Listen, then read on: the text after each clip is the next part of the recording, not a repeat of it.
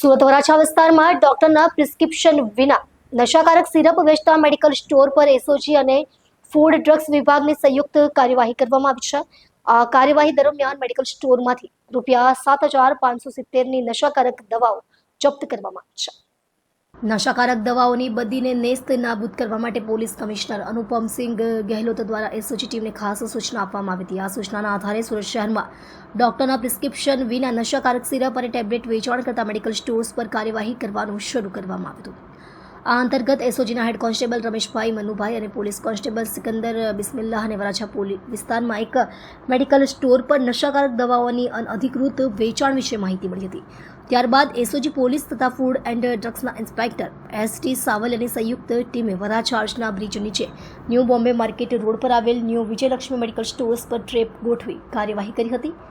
Trap operation દરમિયાન medical સ્ટોરના સંચાલક પ્રભુસિંહ બરફીસિંહ પરમારે કોઈપણ પ્રકારનું ડોક્ટરની પ્રિસ્ક્રિપ્શન વિના નશાયુક્ત દવાઓનું વેચાણ કર્યાનું સાબિત થયું હતું। જેના આધારે સંયુક્ત ટીમ દ્વારા સ્ટોર પર ઝડપી રેડ કરી નશો કરવા માટે ઉપયોગમાં લેવાતી સિરપ અને ટેબ્લેટ્સ જપ્ત કરવામાં આવી હતી। આ દવાઓનું કુલ બજાર મૂલ્ય ₹7,570 છે અને આ સંદર્ભે મેડિકલ સ્ટોરના સંચાલક વિરુદ્ધ કાયદેસરની કાર્યવાહી કરવામાં આવી રહી છે।